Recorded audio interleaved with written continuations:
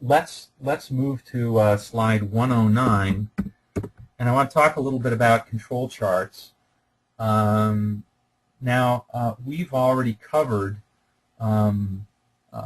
control charts before, and we covered eye charts before, right? So when we learned control charts, the only one that we learned was the eye chart. We're going to talk about what I call Shewhart charts, and there's a few of these. These are basically, there's a guy named Walter Shewhart, which I'll mention, and you'll see he's a real handsome devil. But in any event,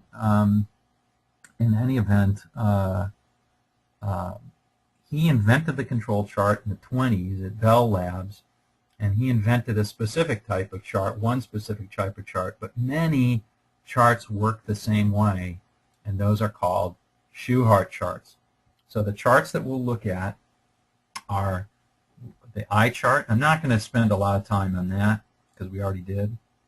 And we'll cover the P chart and the NP and the C chart, and it's semi-equivalent to the U chart.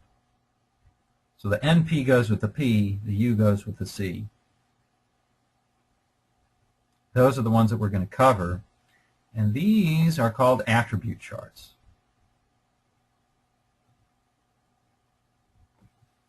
Okay, and I think you'll see why. And one thing that we're not covering is something called the X bar R chart. Okay, if you want to know more, they're used often in manufacturing. If you want to know more about that, feel free to call me and talk and ask me about it.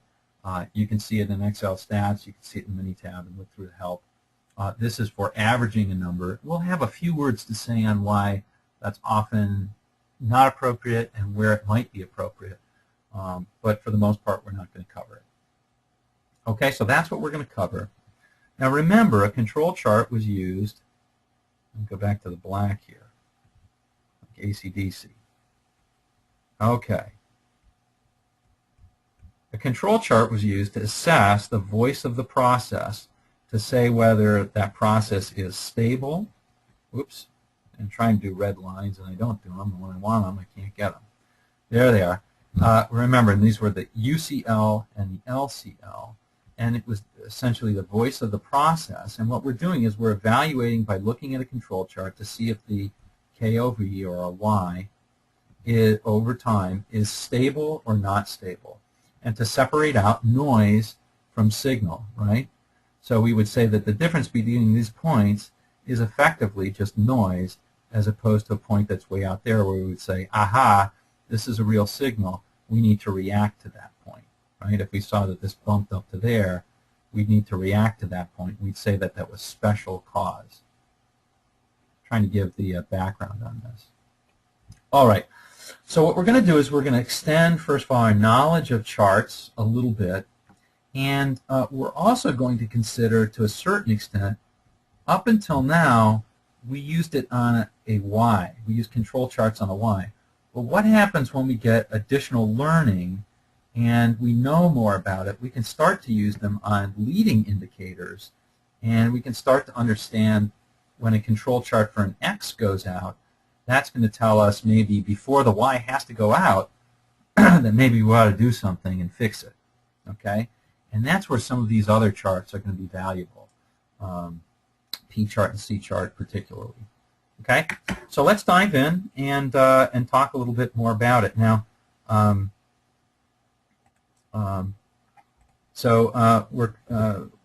let's see. All right. So what I want to do is cover very quickly how to pick an appropriate control chart. I think what you're going to see is they all basically work the same until in the terms of how you decide what's out of control and what's in control. But which chart you pick has some effect. It has some effect on what those decisions might be.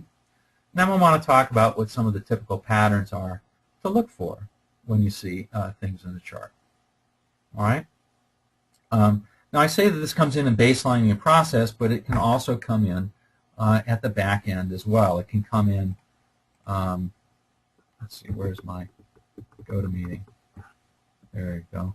It can also come in when you're putting together your monitoring plan or your control plan, and it can come on after the project is over, right? Beyond. The control chart's a great tool to be using in a lot of places. All right.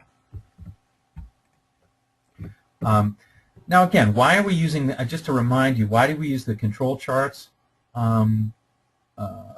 Just again, very briefly, the main thing is to not, it is to help us spot patterns where patterns exist, but perhaps more importantly, it's to help us discern when patterns appear to be there, but are actually not statistically patterns to think about, or to worry about. So for example, in this one, I think, and I won't play this experimental game, but often when I do with classes, I'll ask, or with people, I'll ask them to spot the patterns here, and people find all kinds of patterns. They'll find, for example, this foreign row pattern. Look at that. Or they'll find something like, they might find that every fifth problem is, see, that's a big one on every fifth, and that's that one. They'll find lots of patterns. But essentially, control charts help us break that spell of always finding patterns everywhere. So it helps us understand, again, separating out signal from noise of a process, when to react, when not to. Now the theory behind this was invented by a guy named Walter Shewhart, and he was looking at frequency of repairs of telephone lines in 1924. So there were a lot of breakdowns on various parts of the line, and he wanted to help understand when there was a real breakdown of breakdowns, a real deluge of them, versus just sort of ordinary days. One way to think about it is that, and by the way, the whole 3 standard deviations limit does come from Walter Shewhart, and his reasoning was as follows. The thought was that, well, if we look at something that's normally distributed, that the chances that I'm outside of here, if the process really is in control, are only 3 in 1,000. 3 in 1,000 chance I'll get somewhere in the yellow. Pretty small. So if I do find a point that's out there, if I'm measuring, and remember I would get a, oops, sorry about that.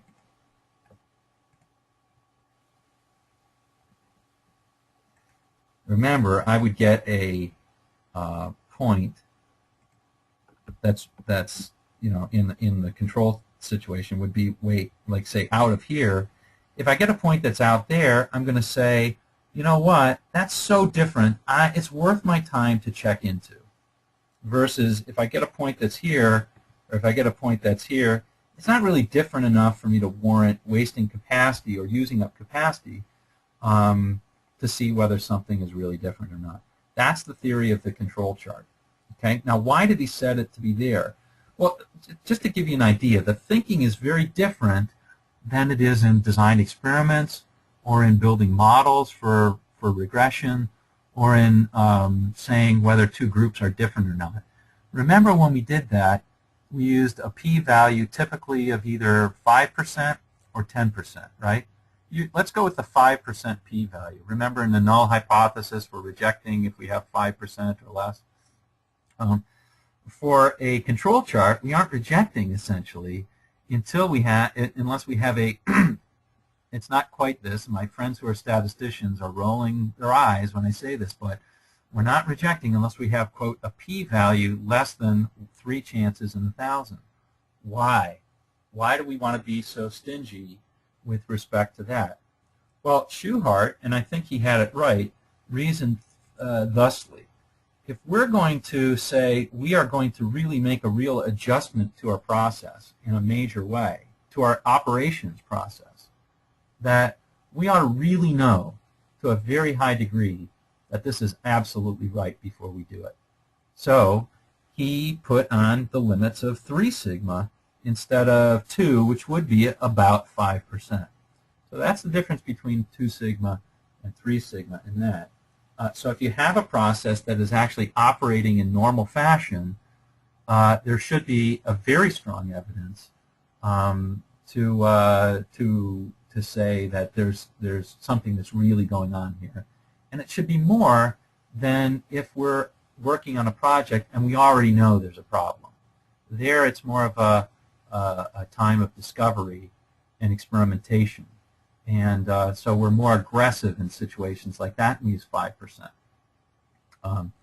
So anyway, if you think about it in terms of operational versus experimental settings or operational versus discovery settings, that's essentially the difference between why you use 3 sigma and why you use 2 sigma. Okay, let's go through some of the control chart rules. And again, I want to emphasize that the main rule that we'll use in a control chart, when it's an eye chart or any other, would be if it's inside the limit or outside the 3 sigma limits. That's the main one. And as you're training people to use control charts, get them to use that one first. If it's inside the lines, more or less business as usual. Start them out with that. And if it's outside the lines, that's a point where you want to say, I need to know what that special cause data point was all about. However, as black belts or as green belts, we need to know a little bit more. And here are the standard rules, and these are applied in Minitab as well. So for example, 1 point that's greater than 3 standard deviations, we all know that one, and so forth. Now, on the next slides, you'll see that those are actually given in picture form. So here's an example of 1 point outside of 3 standard deviations. In fact, there's 2 of them in this case. There's 2 points that are outside of 3 standard deviations. So that might be called a big signal, big sig. Okay. Here is the second rule. Here's another rule. If I have 9 points in a row, all on the same side of the center line, again, that would be like flipping a coin and getting 9 heads in a row. That's a very odd pattern, and it might indicate a, say, big shift. Okay, this might be a small shift.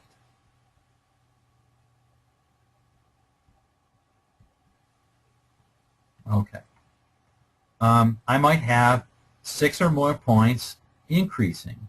I might call this a linear trend. So this is what that would look like. Notice it's 6. It's not like 3 or 2 or whatever. Here's an interesting one, which maybe you might have seen before or you might see.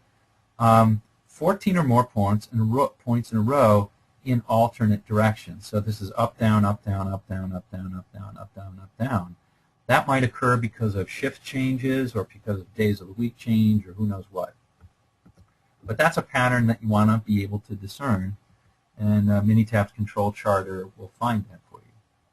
2 out of 3, more than 2 standard deviations away from the mean. There's a nice picture of that one. So this is maybe a moderate shift. You know, the idea, of course, in some ways I don't like how these are drawn, but the idea, of course, is that we catch it right there. It's not like we would look here and then say, oh, look at what happened. In reality, we want to catch it right there so we can do something about it.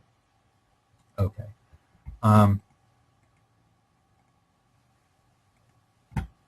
All right, let me go back to my pen. Okay, 4 out of 5, more than 1 standard deviation away from the mean. That's these guys right here. 4 out of 5 are more than 1 standard deviation away from the mean. And finally, 15 points in a row, all within 1 standard deviation.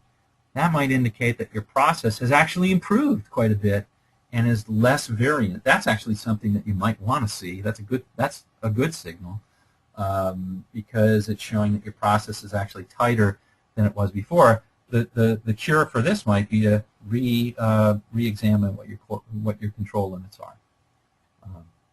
So anyway, those are some examples of the patterns that Minitab will be able to find. Okay, so those are some of the control chart rules.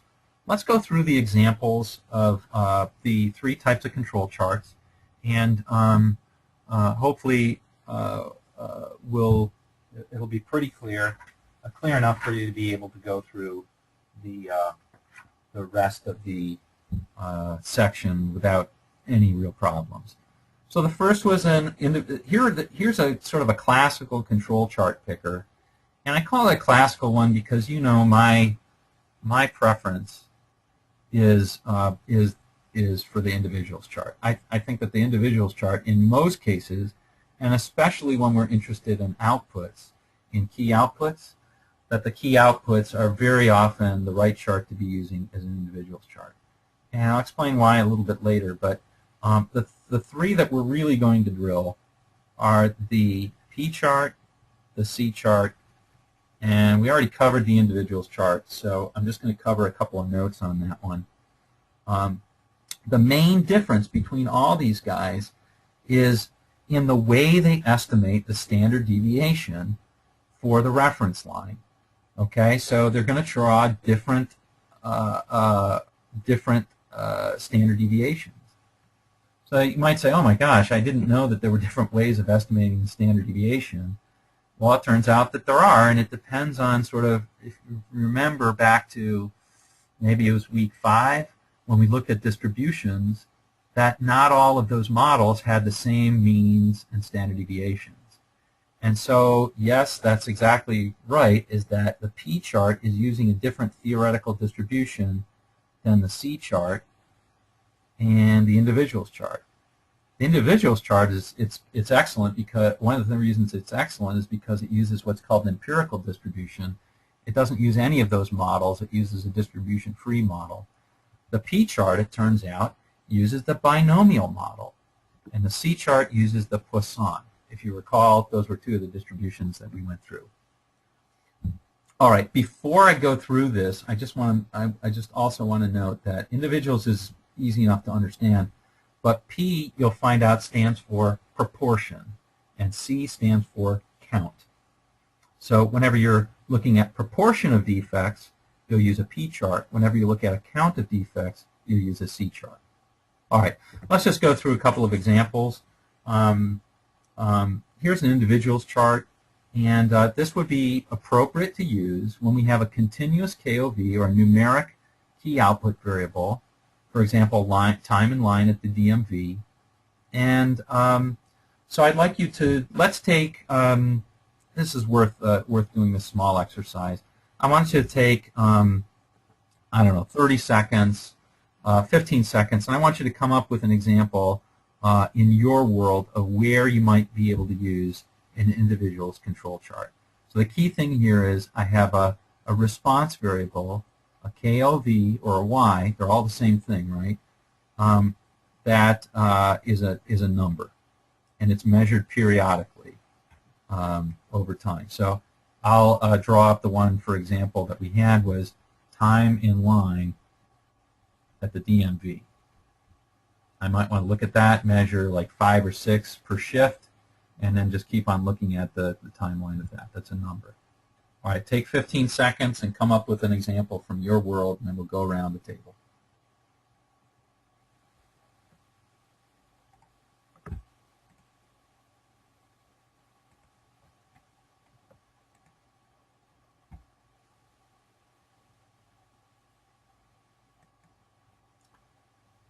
Okay, let me start with Brad. What was the example that you have of where you might want to use an individual's control chart, where it might be appropriate? I think it'd be very appropriate to use it in our discharge process to look at the time between when the discharge order is written versus when the patient actually walks out of the hospital. Because we have a target goal, but it'd also be nice to see what the process is doing and how stable it is. Yeah, lovely. Okay, perfect. That's a perfect example. I love it that you're talking about your own project, right? Excellent. In fact, you should be looking at that. Great.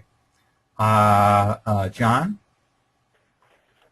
Yeah, I think that when we're going into control charts, what I'm obviously looking for is, there's going to be a lot of data points on discharge planning time, and so I want to make sure I'm throwing out my, my outliers, because those are just going to be special cause situations, and I might not want to focus on those. I want to focus on the meat and potatoes of those discharge times, so that there's going to be a lot of data disparity in there, and getting that cleaned up and cleaned out so that we can focus in on creating marginal improvement, and ignoring some of the special cause stuff. So get to focus on the common cause variation. Got it. Love it. Okay, so essentially your example is the same. And I just want to point this out, that sometimes you may want to sample instead of using all the data for this. And the reason is because sometimes when you have you know what, I'll do an example in Minitab, but when you have even an in-control process, if you sample enough, all you'll see are the out-of-control points. For example, we know that on average we would find about 3 out of 1,000 points would be outside anyway, even if the process were in control. So suppose you had 5,000 or 6,000 samples every day. Well, you're going to see a tremendous number of special cause data points. And if you looked at that over, say, 30 days, all you would see is red on your graph. So you may want to, sample accordingly. Sample 100 a day, or maybe even less than that. Okay, good examples. Shani? Wait time for customers for when the call center rep picks up the call. So how long are they waiting? Oh, before excellent. the call center rep picks up? Yeah, so it's ASA or SA, I guess. Right. Okay, got it. I was always thinking of, it's average speed of answer is something that everybody has. Okay, yeah. Okay, that works. And Patrick?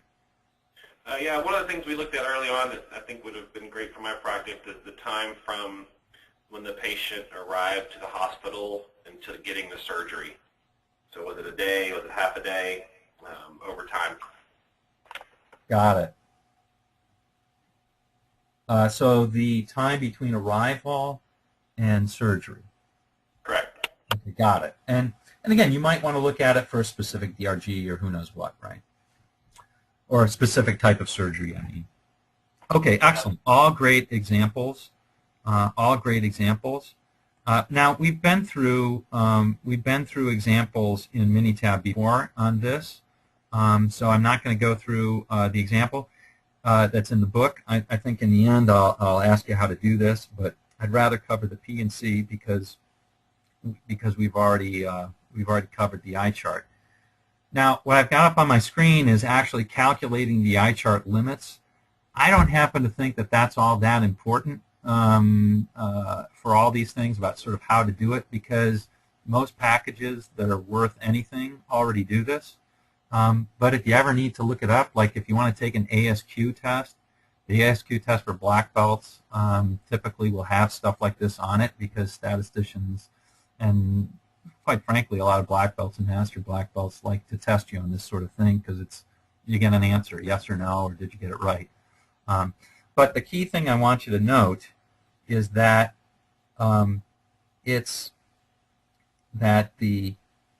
what it looks like, and you might ask why this 2.66 and all that stuff, but in any event, what I want you to see is that the LCL is the mean, minus some factor, which is actually the estimate for 3 sigma, and the mean and the upper is the mean plus a factor that is an estimate of 3 sigma. Okay, so it really is, this sort of picture that we're drawing here. And MR, I'll show you what that is, just so that you can see what it is on this. The moving range is actually the difference between successive points. So, for example, these are the actual points that I collected. The moving range is the difference between 12 and 10, and the difference between 8 and 12, and the difference between 7 and 8, and the difference between 11 and 4. You see, 11 and 7. You see this column here for the moving range is always the difference of the previous 2 points. Okay? I shouldn't say it's always the difference. It's the absolute value of the difference. All right. And MR bar is just the average of those differences. Now, there is some theory that gets me between, why is it 2.66 and not 3? It comes from order statistics, but let's not worry about that. If you want to know more, feel free to call me and we'll talk it through. I find it interesting, but you probably won't unless you're really into that kind of stuff. All right, so there's a good example in there on product demand. That's just going to give you this eye chart. But again, if we look at this, you know what? It's probably worth looking at Minitab because I'm going to open up Minitab anyway. I'll just show you how it works in Minitab. And our initial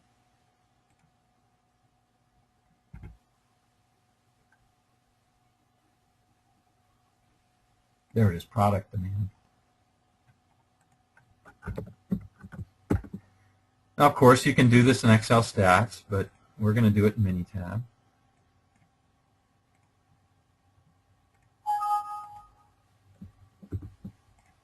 Okay, and I'll go up and do stat, control charts, individuals, individuals chart. Demand,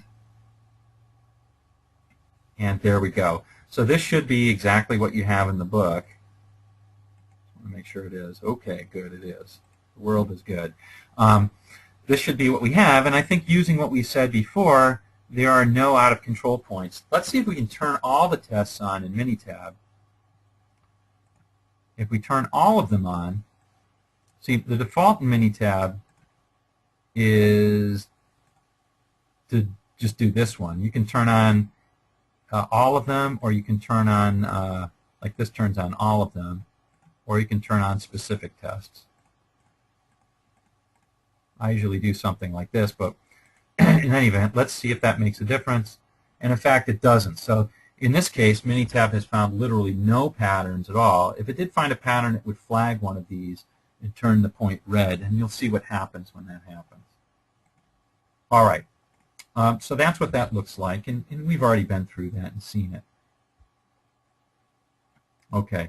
I wanted to show you again what happens when, because I mentioned to John, or when John was talking about with his situation.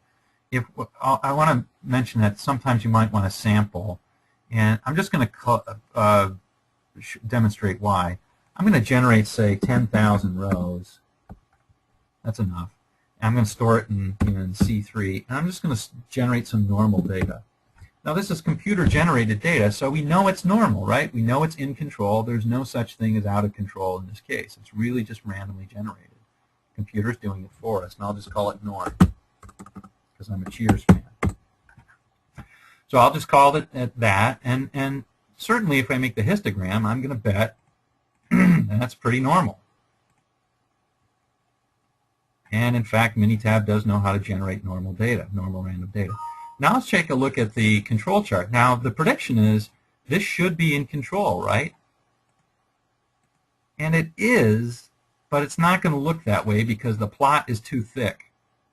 I don't know if that makes sense. Maybe there's that phrase, the plot thickens. Maybe you want to thin the plot. I don't know.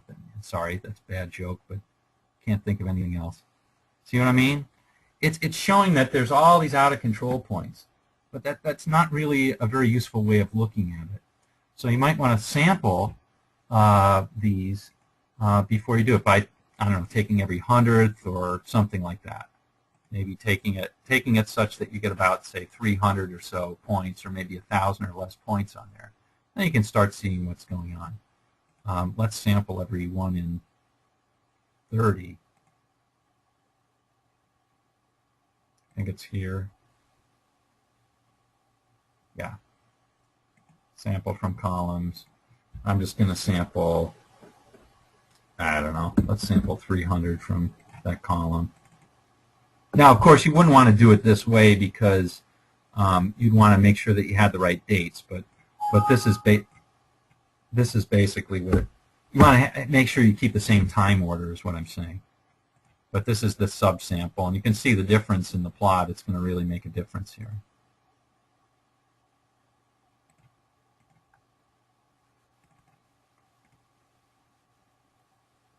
There we go. And this is a it just so happened that there were no out of control points, that we just got lucky. But you know, this is a process that's in control.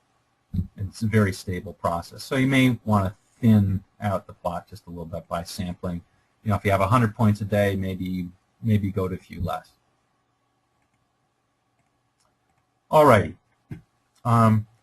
So that's individuals, and we talked about that. Now, individuals are excellent for output data, and one of the reasons why is because they represent the customer experience data. So often when I'm looking at a key Y or something like that, I'll want to use an individuals chart. Not always, but I'll want to do that. Whereas when I'm looking at an X, I may want to have something that's a little more sensitive. The reason is, kind of comes from that calculation of MR. Remember, MR came from successive values of this, right? So by looking at the difference between points. Now, if you think about this, all the other charts we'll find, all the other Shewhart charts, don't do it this way. They look at averaging points that are in a group. And if you're trying to represent the customer experience well, a lot of times you'll want to look at what I would claim is between sample variation is more important than within sample variation. You know, customers don't come back.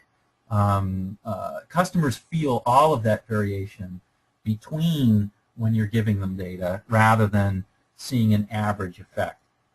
So, you know, the picture here, I think, kind of tells the difference. If I'm looking at a number of different samples, instead of averaging each of these and giving the average experience or averaging all of them, I might want to just sample one and take that overall envelope. The eye chart does that. So a lot of times it works very well for outputs. It also has a very happy byproduct of being easier to understand than taking an average and plotting that point up by pointing to real data that people are actually collecting. That definitely has some advantages when people are doing control charts. You can talk about, oh, remember that day when we had that big shipment of 50 boxes or whatever, there was the 50. Yeah, okay, I remember that.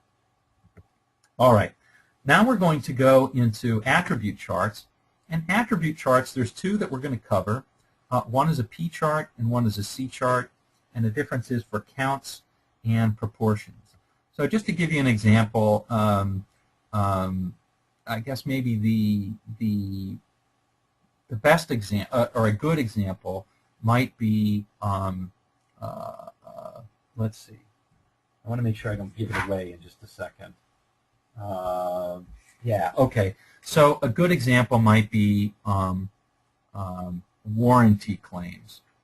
So if I'm making warranty claims, and suppose I count the number of warranty claims every day or every week, you know, say I'm Maytag or something like that, right? My Maytag repairman. I want to see how many people I want to lay off or whatever, or how many Maytag repairmen I need to keep. He was always bored, right? In the commercials. But anyway, if I had warranty claims, I don't know how many. Chances are I don't know how many non-claims I had in that day, right? I guess I could figure it out, but I'm really just interested in the total number of claims. Likewise, if I have customer complaints, I have so many complaints. How many non-complaints did I get today? Well, that's a difficult one to kind of ascertain. Safety incidences. Those are things that very often fall into the realm of the C chart. Okay? If I have instead things like I look at 100 cans of orange juice and I want to count how many of those are leaky out of 100, that would lead me to a P chart, a proportion or a percentage. So if you think percentage or proportion, think P chart. If you think of counts, think C chart. Okay? So that's basically it. They all work the same, and I think that you'll be able to get the rest of the stuff. Now, there's a few other things in here like defects or defectives. What would lead me to a C chart? What would lead me to a P chart? This is how I learned it in terms of these defects and defectives. You can go through that, and I'm happy to, if this doesn't make sense, I'm happy to talk it through with you. But I think just if you use that rule that we just talked about it, if you don't know how many non-complaints there are, you don't know how to count the non-instances, use a C chart. If you don't have, if you do know the base, so you can calculate a percentage, use a P chart. Okay, so so that's about it. Let's go through instead. Now there are a number of examples that are given here in the P chart section and the C chart. There's also examples of why or how to calculate the limits. I'm sure that's lovely for you. You'd like to go through all that stuff. You can do so if you want. Again, the key thing to think about, this happens to be for a P chart. There it is right there. The mean minus 3 sigma, the mean plus 3 sigma. So it's see that plus 3, minus 3. That's how that's how the limits are set. So guess what? This is sigma for a binomial distribution. Okay, so for our P chart, that's our estimate of sigma. Okay, and it even tells you for different subgroup sizes. Gives you an example. Here's an example in here. I'm not going to go through using it because we've already done it before. We did it for an I chart, and when you do it with the P chart, you'll see that it's a little bit tighter, that the limits are a little bit tighter, so it tends to be a little bit more sensitive, and you're finding issues faster. So that's one of the other reasons why I said for an output, oops, I hit the wrong button, sorry about that, guys. For an output, all right, now I'm getting angry. There we go. For an output, an I chart is often best, but for inputs, often we want something that's more sensitive. If we're looking at leaky cans of orange juice, we have, you know, this many that leak, or this many that leak. We definitely want to catch those. If we're looking at things where we know less about, say, which machines we adjust to fix those leaks, we want to be able to understand to a larger extent, again, like John said, to a larger extent, what systematic problems do we have, not just how many one-offs do we have. Okay. And then C charts, again, used for count data. An example here is how many, if we looked at the number of liability suits in the quarter, how many non-liability suits we had, we don't really know. Good for a C chart. I should mention in passing that a U chart is very similar to a C chart, but it tends to be for if you want to normalize things across different measurements.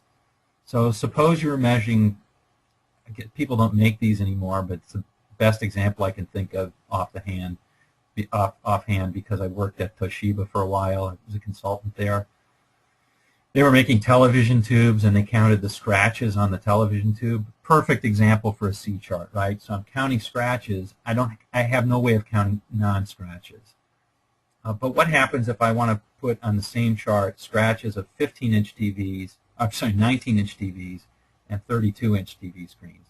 I can't do it because a 32-inch TV screen, the opportunity is greater for scratches. So what I might do is I might want to find a way to combine those by maybe dividing by the area, and that you'd put onto a U chart. That's what that's for. Okay, again, key thing I want you to remember is there's our plus 3 sigma. There's the 3. There's our plus 3 sigma. There's our minus. I've been getting that wrong all day today.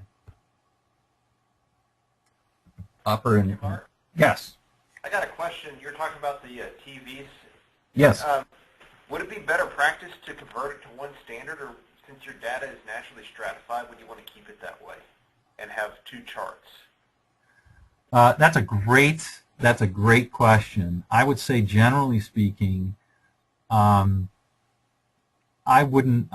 In fact, I didn't. I kept 2 charts. Okay. So, but having said that, I mean, if you're moving up and there's some, like, say you're doing dashboards, there may be some reason to combine and aggregate the charts. Yeah, that makes sense. Yeah, in that sense, you want to make sure you're comparing apples to apples. Yeah. Those sorts of ideas come when you're doing problem solving and control. Depending on how static the situation is, you might want to have the two charts. Yeah, that makes sense. Okay, so there's also a warranty claims example in here, and feel free to go through it. What I'd like to do is, since we're coming up on the end of the hour, I'd like to kind of challenge you guys with a couple of examples, and then show you how they would work in Minitab and see what we would have. So, so let me go ahead and see if I can do that. So the first one I want to do is, let's suppose that we had a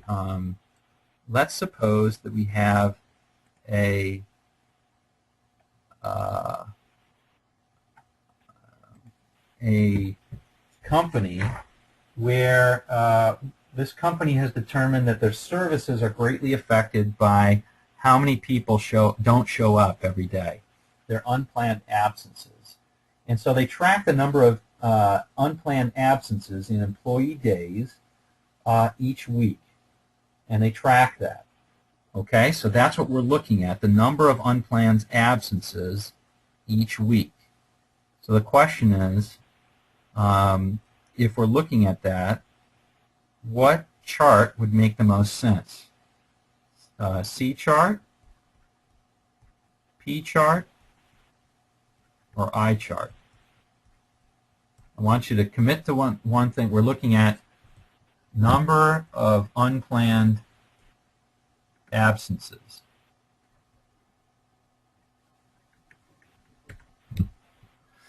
C chart, P chart, or I chart? So take 15 seconds and make a decision.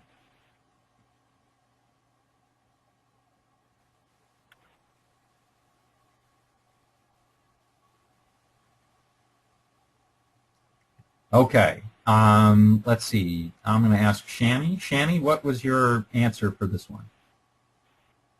C chart. A C chart. Why did you choose that? Because I see the real response being absences, and that it being unplanned is an attribute of the response, and then it was counting. It's counting. Okay, so I think the key thing there is you're counting, right? Okay. You're counting. Now, you could have argued to say, well, I could use a P chart, but then what would you have to know? You'd have to know how many non-unplanned absences there were, or how many non-absences, really, right? In other words, to understand what is the percentage, right? So P chart is a bit of a stretch. An I chart you could often use. An I chart might be a reasonable thing to use as well. So you could have chosen an I chart. And by the way, as the number of absences goes up, there's not a real difference between these. So if you're looking at hundreds of absences, I chart and C chart are going to give very similar answers or very similar results. If you're looking at a very low number of absences, like 2 or 3 every day, then it makes a difference. Okay, so that's a C chart. Good. Let's go through one more. And suppose that a company was looking at how often they were on time with a service. So they tracked the number of they looked at the number of let's see, the percentage late every day or every week.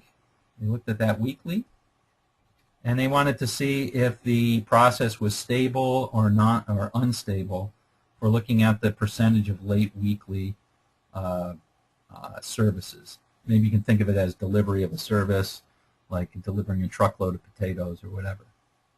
Okay, I'd like you to take 5 seconds and think about that one. If you think about that one more than 5 seconds, you're probably thinking too much. Okay, Patrick, I'm going to ask you which chart makes sense for that one. The eye chart. Okay. I got Brad here. Brad calls the eye chart his 7-iron because he knows he can always hit the 7-iron. Oh, you got it. All right, so You definitely can pull the eye chart, but in this one you could also pull the P chart, right? Because we're talking about percentages and proportions. And they will give you slightly different answers. The P chart, again, is going to be better for if we're looking at things and we really know a lot about what we can do to fix. If we really know about what we can do to fix, then we're going to want to try and spot small changes in percentage. Otherwise, we can use that eye chart. I think that's great, and so excellent. So I know we only have a couple of minutes left. I do want to see if I can find the data here. Here's the absenteeism, just to show you what it looks like. So this would be, and I'll do it in Minitab. But it's also in Excel stats. It works basically the same way that the eye chart does. You'll just find the attributes in attribute charts. So this one was a you go to attribute charts. This one was a C chart. There we go. And let's turn on all the tests. What the heckle jekyll. And there we go. So this one, definitely a process that's a in-control process. We turn on all the tests, and we still see they're all there. Okay, good. And then we'll look at one more. We will look at, and there's a reason I want to look at this last one, just because so you don't get surprised by it. We'll look at late services, which was this last one right here, accounts and number late.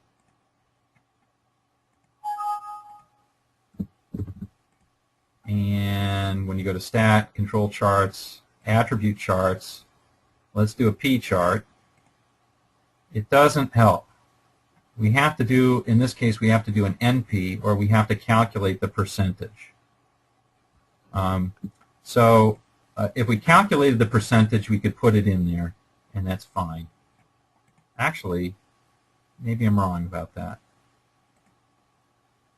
I've used these guys so often. Oh no, we can do it. We can, since we have the column of the subgroup sizes, we can do that. So number late and the subgroup sizes is accounts. And if I click, I'm going to put on all the tests for this too. And there you go. So the reason why I wanted to do this was because I wanted to show you that the limits can change when you're taking into account that I'm choosing more or less. And you'll notice that when there's a big sample size, the limits are tight. When there's a smaller sample size, like this one right here, looks like it's the 4th week. That's one of the smaller sample sizes, 273, and that has wider limits than the others. Okay, because sample size, I think we now know through the central limit theorem that when you have a larger sample, your variation gets smaller, right? So 3 sigma is looking smaller when you sample more. So that's what a P chart looks like. If you looked at the eye chart, it's going to be a little bit wider is all. So, but that's okay too. I think, let me see if I can, there it is. God. Looking at this like a chicken with my head cut off. There we go, number late. And there's my eye chart. It basically, you know, there's a lot of similarity. I guess I should divide out to get the percentage, but there's a lot of similarity between these. It's a little bit wider limits, it'll turn out to be. But so an eye chart you tend to be a little less reactive. So an eye chart tends to make you think of things in a more systematic way, much more appropriate for outputs. Use P charts if you're if you really know what's going on with the inputs. All right, guys. So just to kind of brush up, I mean, we talked a lot about control charts today in DOE. Hopefully, I've been able to convince you a little bit to move toward DOE. In the back end here, you're going to find a lot of patterns of control charts. I don't think that's going to cause you any problems. So you can look at these for a stable process, for special causes, for skewed data, for a cycle, what you might see with a control chart and a histogram. I like giving them both together because they give you different views. what you might see if you see a trend, what you might see in both the histogram and the control chart, what you might see if you have two groups, a mixture of two groups, which sometimes can happen, mixing apples and oranges in the same bowl, and what happens if I haven't measured with enough precision. That can happen. All right, guys.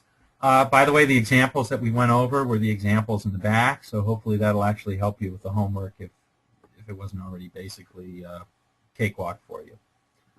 All right, so we covered control charts, 3 of the biggies, P charts, individual charts, C charts. Remember that I charts are the 7 iron, love that, of the control chart world. And I think we'll end it right here. Have a great weekend. I'm not going to ruin it with the assignment for you, but we'll get the assignment. I'll get the assignment to you on Monday, and then you'll have some time to work on that.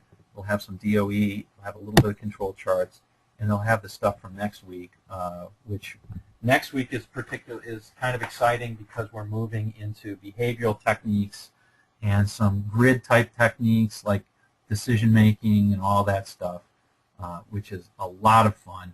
Tends to be less technical, which is also a lot of fun.